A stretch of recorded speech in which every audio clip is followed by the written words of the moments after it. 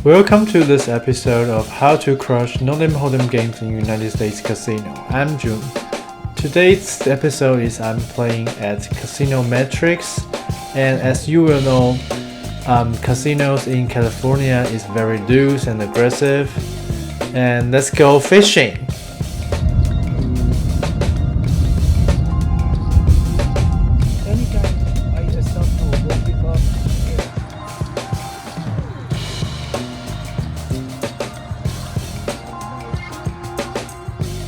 Today we're playing 2-3-5 game, and we bought in for a maximum buying $800. And the first hand we're gonna share is undergun player open raise to $20, low jack player and button player calls.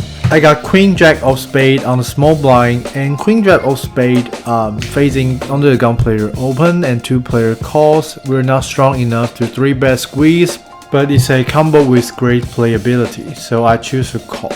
And big blind also calls. Flop comes queen 10-6 2 diamonds. Everyone checks to low jack player. He leads out $75. Bottom player folded. Facing this strong bet, I had a top pair queen, so I had to defend. 75. And other player folded. Turn comes a king of hearts. I check to him and he check back. River comes a 4 of heart, so complete a backdoor flush. Here I had some showdown value, so there's no need to lead out here, so I choose to check. And opponent bets $75. And this is a very tough decision for me, because for this 1/3 bet, it's very likely a thin value bet. He probably got some hand like king jack, and turn he hits a king and play this way. And of course he will have some missed flush draw. But considering he's betting on a 5-way pot on the flop, so I think he has less bluff combos. And is there any chance we can turn our hands into a bluff? I don't do this very often when I'm just on the table and I don't have any reads of my opponents. So finally I decided to fold. And the second hand we're gonna share today is middle position player, open raise to $25, and this player is a very aggressive player. He has a lot of times after opponent checks, he stab the player. After he opens, hijack player calls. I got king 10 suited on cutoff and I 3-bet to $100. Middle position player calls, hijack folded. Flop comes king queen 5-3 spades. He checked to me. And basically on this kind of board, I would choose betting a small size, but facing this type of player who loves to stab, I don't want to bet a small size and getting check raise. On the other hand, I want to check the flop and he will have some chance to bluff on the turn and river, so I choose to check. And turn comes a 2 of clubs, a very good blink, and he didn't let me down and bets $100. And I choose to easy call, and river comes a king of diamonds, a very good river, and it didn't change much, and this time he choose to check. And it's my turn to get some thin value from him. He maybe have some queen X or some pocket pairs with a spade and have some chance to pay me, so I choose to bet 140, and very sadly he choose to fold, but we still successfully take down this pot. And the next hand is middle position player open raise to $35. I got ace queen offsuit on the hijack, and facing this open size is larger than normal size. This player actually open raise this size, so it's a normal raise for him. So I 3-bet him to $100 and he choose to call. Flop comes 10-8-6 rainbow. He checked to me.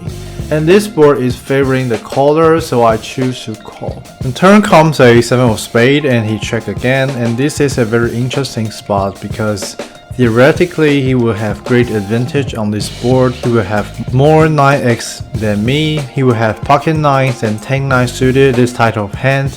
And plus, before this hand, he has one hand on 10-8-6-9 board. He choose to check call and leads out turn with his 8-9 offsuit.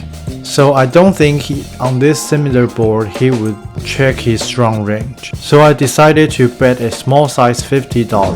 And turns out he chose to fold. And he claims he folded an overpair. I don't really believe it. I'm not sure if you believe it or not. Fold over pair? Wow.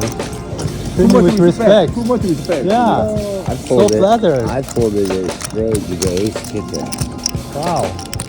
And the next hand is under the gun player and low jack player choose to limp. I got ace king offsuit on hijack and raise it to 30 bucks. 2 player calls. Flop comes king 10 deuce 2 hearts. 2 player check to me. And I hit a top pair top kicker, so I bet for half of the pot. And surprisingly, both of the players choose to call. And turn comes a 10 of diamonds.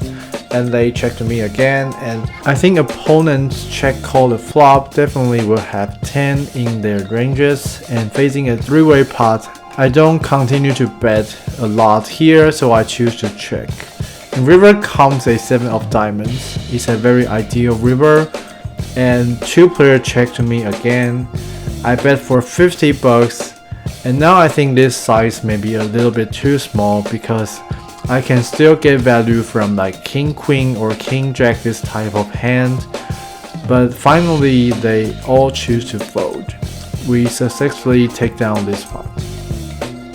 And the next hand is under the gun player, a tilted player limped. Bottom player raised it to 20 bucks. I got pocket 8 on the big blind and choose to call. And I hoping under the gun player can calls. And he didn't let me down and choose to call, and we're entering a 3-way pot. Flop comes 10, 9, 7, 2 clubs. It's not a worse flop. I got a double-ended straight draw, and I also blocked the straight. So I choose to check, and 2 opponents all choose to check back. Turn comes a 6 of diamonds. A very good turn. I hit the straight, and I choose to check because I believe this tilted player may want to steal this pot on this 1-card straight board. And after I check, he didn't let me down and bets 20 bucks, and bottom player calls. And here I definitely want to raise for value. I raise it to 80 bucks, 80. And under the gun player folded, bottom player calls. And river comes a deuce of spade. And this is a very interesting because I think a bottom player calls the 20 bucks on the turn and also calls 80 bucks on my raise. Most likely he will have some 2 pairs or trips he wants to show down, and if I check, he most likely will not bet. So I think I will choose a small size here, and I'm hoping he will crying call his 2 pairs or sets. But very sadly, I bet 80 bucks and he finally choose to fold.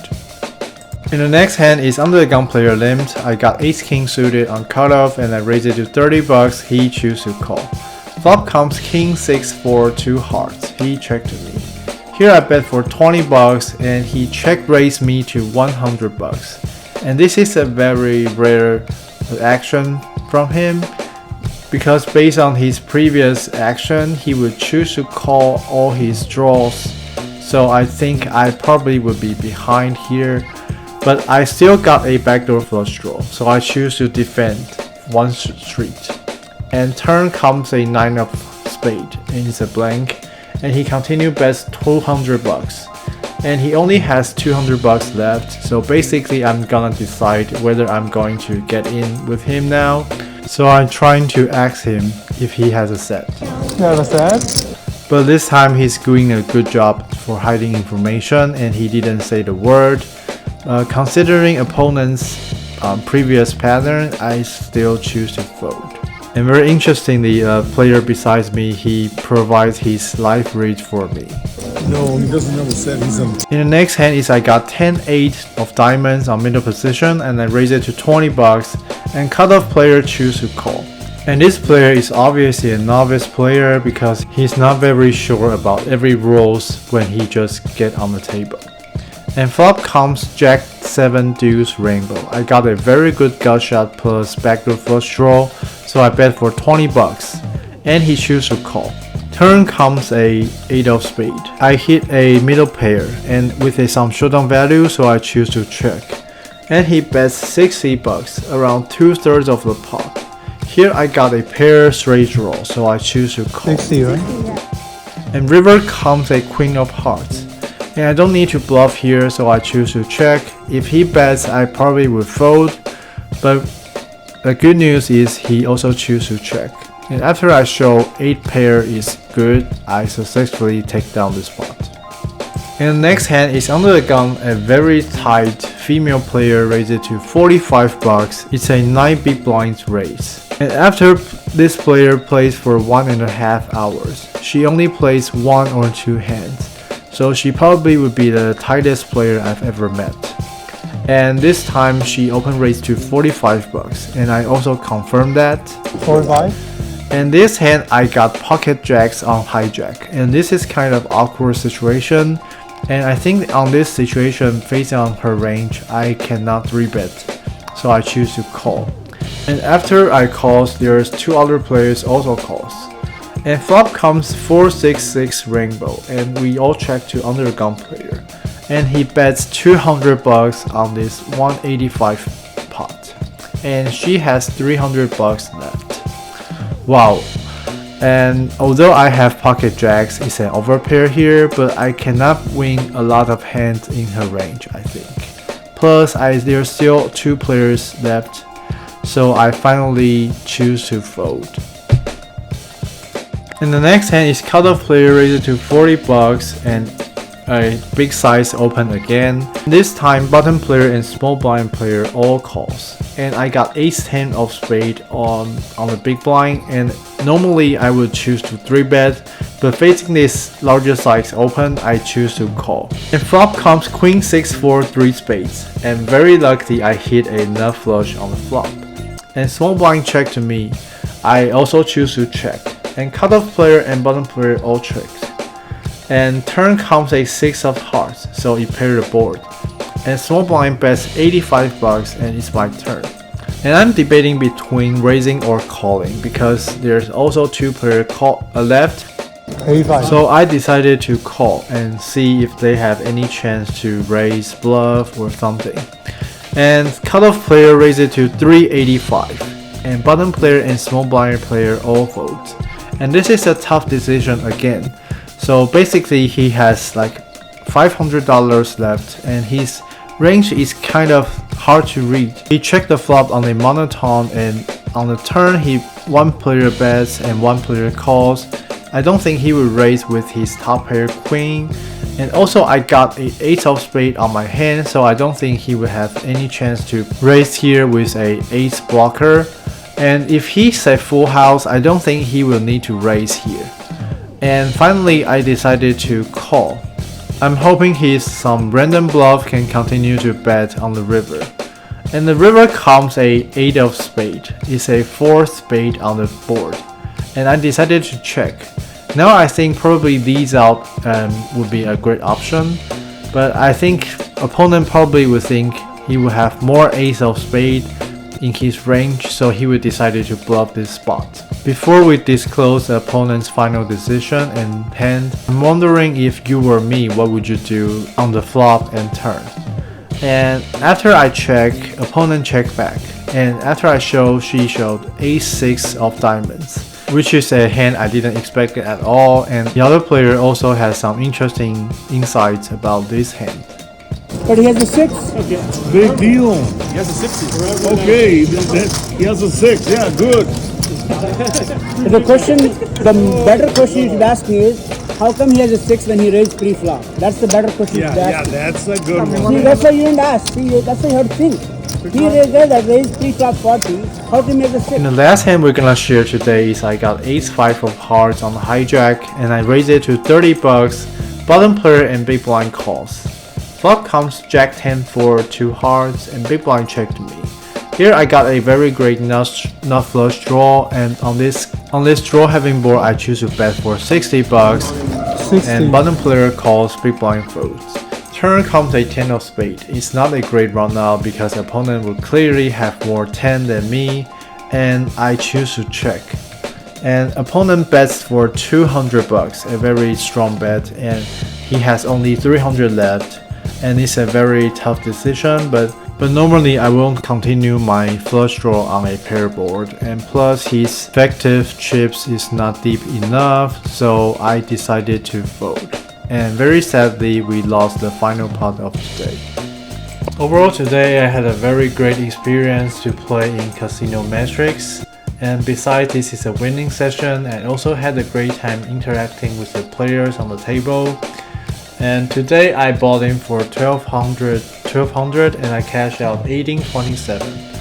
And that's it. Thanks for watching. I'll see you guys next week. Chance to be ruthless.